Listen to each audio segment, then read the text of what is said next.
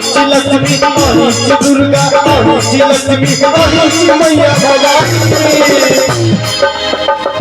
भक्त मैया से कहे छथिन यानी सबटा रूप है मैया ही के कहल जाए। जिंदगी में हर पल खुशी देती है माँ, अपनी जिंदगी से जिंदगी देती है माँ। भगवान क्या है माँ की पूजा करो, भगवान क्या है माँ की पूजा करो, क्योंकि भगवान को भी जन्म देती है माँ, भगवान को भी जन्म देती है माँ। शेरा वाली मैहर वाली अहिची मैया काली अहिची दुर्गा अहिची लक्ष्मी अहिची मैया भवानी। है सबके है सबके है सबके ज्ञान बतेले सबके ज्ञान बतेले हमारा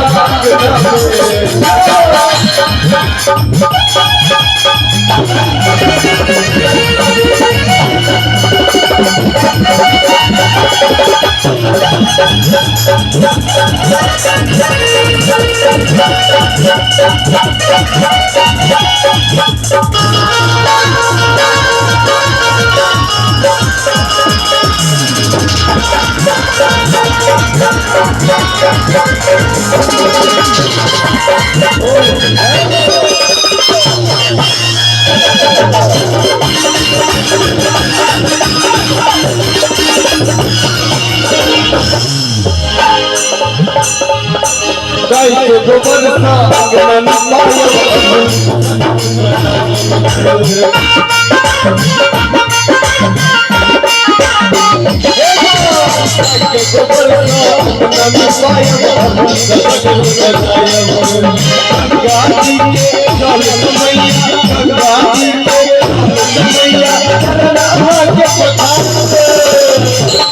हे मैया जो हमारा अंगना में एबे गाय के गोबर से अंगनानी पायब अरहुल से सगरो सजायब। गंगा जी के जल से मैया चरण अहा के पखारब। हे रहब हे रहब हे रहब तेरा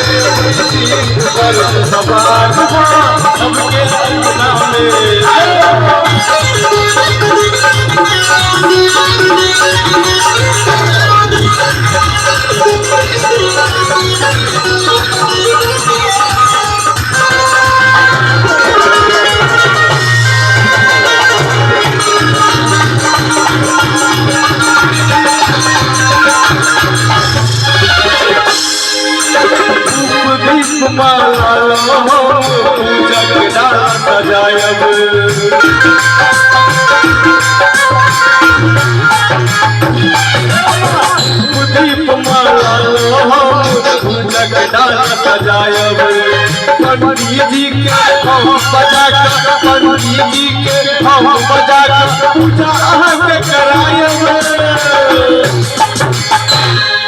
हे मैया जो अहाँ हमरा अंगना में एबे तहाँ लेल पूजा रखबै आ केना का पूजा करबै। धूप दीप माला हम पूजा के डाला सजायब। पंडित जी के हम बजा कर पूजा अहाँ के करायब। अपन मिथिला में कोनो घर में हो चाहे कोनो मेला में पूजा हो तब पंडित जी रहे छथिन। एक बार चाहब सब गोटे जयकारा लगाबी मिथिला धाम की। पंडित जी के हम बजा कर पूजा अहाँ के करायब। और की विजेंदर विजेंदर विजेंदर